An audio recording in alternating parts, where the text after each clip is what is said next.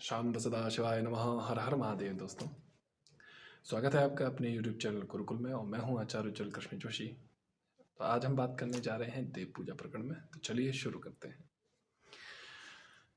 देव पूजा प्रकरण में सर्वप्रथम हमें दोस्तों ये जानने की आवश्यकता है कि देव पूजा में किन देवों, कौन ऐसे देव हैं जिनकी हमें पूजा नित्य करनी चाहिए, डेली के बेस पर हमें पूजा करनी चाहिए।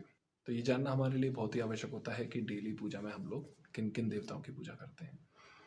तो इन सब की शुरुआत हम पांच पंचदेव जिन्हें कहा गया है, पंचदेव से हम शुरुआत करते हैं, जो कि पंचदेव इस प्रकार हैं। आदित्यम गणनाथम च देवी रुद्रम च केशवम पंचदेवित्यमित्युक्तम सर्वकर्मसु पूजयेत। देखिए, पंचदेव हमारे माने गए हैं। पंचदेव कौन कौन से होते हैं, चूंकि इस श्लोक मैंने आपको बताया, ऐसा मत्स्य पुराण में वर्णन है कि ये पंचदेव की पूजा प्रत्येक मनुष्य को करनी चाहिए, और जो गृहस्थी हैं उनको तो विशेष रूप से उनको उनकी पूजा करनी चाहिए। जैसे कि पंचदेव में आपके आ गए आदित्य यानी सूर्य भगवान, आदित्य गणनाथ गणेश जी, सूर्य भगवान जी, दुर्गा जी, शिव जी और श्रीमन नारायण। कौन कौन से पांच फिर से याद रखिएगा? सूर्य भगवान, गणेश जी, दुर्गा जी, भगवान रुद्र और भगवान नारायण, भगवान विष्णु। तो ये पांच देवताओं की पूजा प्रत्येक गृहस्थी को करनी चाहिए। तो इन पंचदेवों की पूजा आपको निश्चित करनी चाहिए। अब हम आगे बढ़ते हैं कि पंचदेव जानने के बाद अब हमें इसके बाद क्या करना चाहिए। वैसे कई शास्त्रों का मत तो ये भी है कि पंचदेवों के मतलब जो गृहस्थ कल्याण पाने का इच्छुक है वो किसी एक देवता की पूजा ना करे, अन्य कई सारे देवताओं की पूजा करे। कल्याण चाहने वाले गृहस्थ को कई सारी मूर्तियों की पूजा करे, पर मूर्तियों का भी एक निश्चित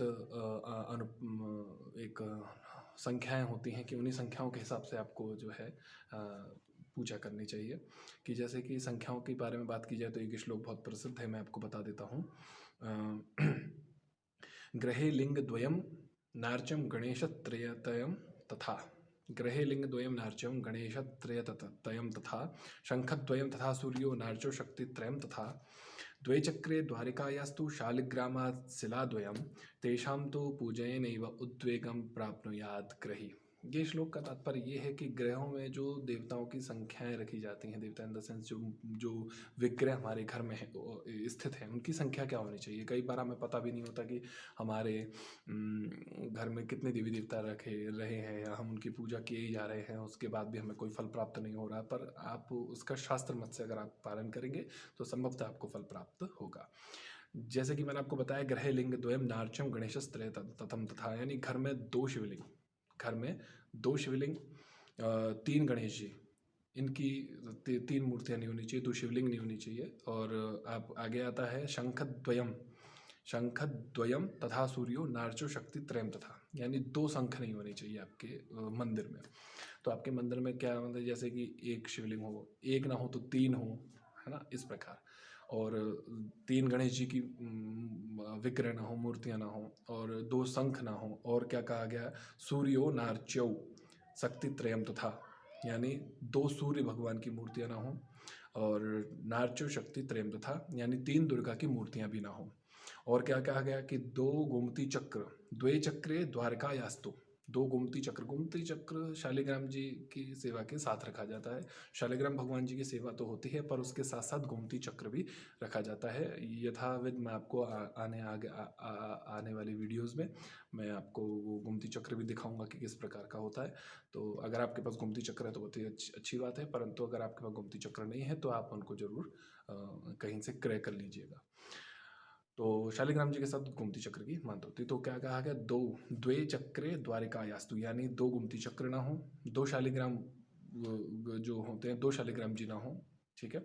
और मैं इनको जो अगर आप रखते हैं पूजा करने से आपको मतलब ग्रस्त है, अगर इतने, अगर मान लीजिए जो जो संख्या मैंने अभी आपको बताई हैं, और उनमें से अगर आपके घर में अगर ऐसी संख्याओं के विग्रह हैं तो आपको उचित फल प्राप्त नहीं होगा। हो सकता है कि आपके घर में कलेश या फिर आपके घर में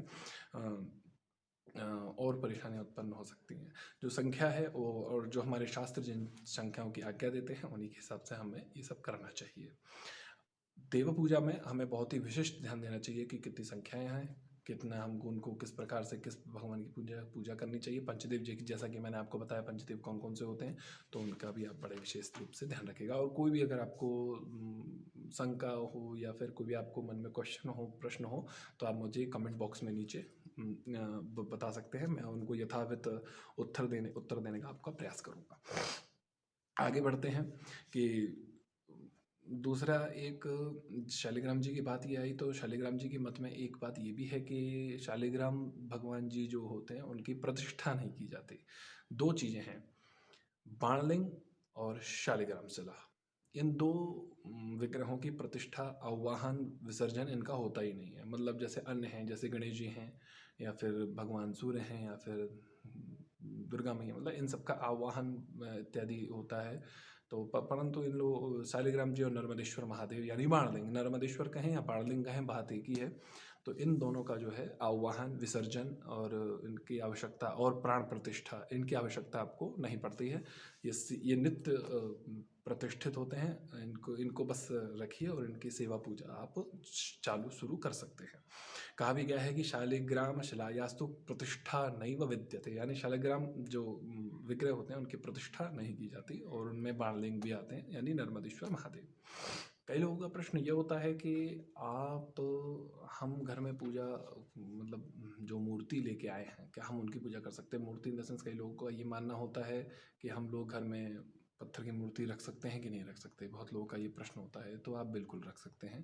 पत्थर की मूर्ति ये हो, काष्ठ की मूर्ति हो, सोने की मूर्ति हो, यानी अन्य किसी धातु की मूर्तियाँ हों, तो उनकी प्रतिष्ठा आप घर या मंदिर में कर सकते हैं। या एक श्लोक मैं आपको बता देता हूँ, शैलीम दारुमयीम हेमीम ध्यात्वा द्याकार संभवाम प्रतिष्ठां वै प्रकुर्वीत प्रसादे व गृहे नृप, ऐसा वृहत पाराशर में बताया गया है कि आप पत्थर की, सोने की या काष्ठ लकड़ी की, इनकी आप मूर्ति अपने घर में मंदिर में लगा सकते हैं। इसमें कोई आपका संशय नहीं है।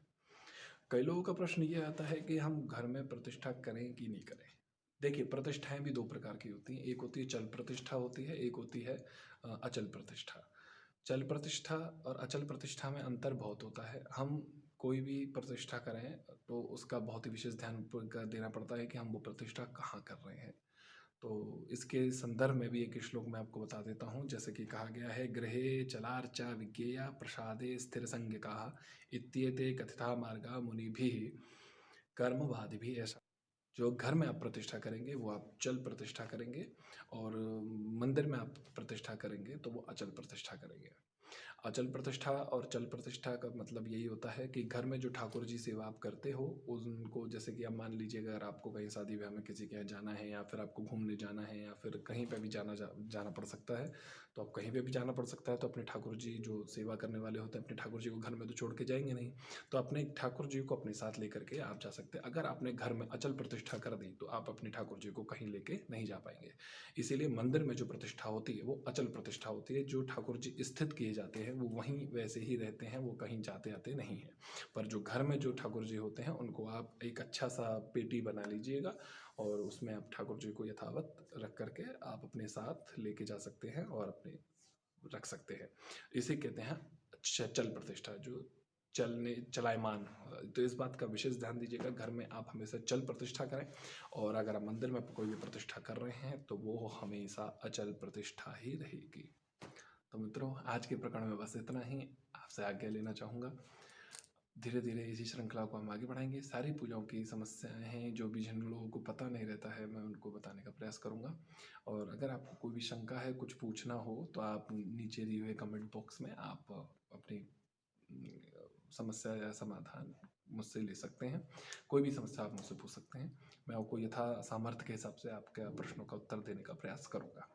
तब तक के लिए हर हर महादेव, जय श्री कृष्णा, नमस्कार।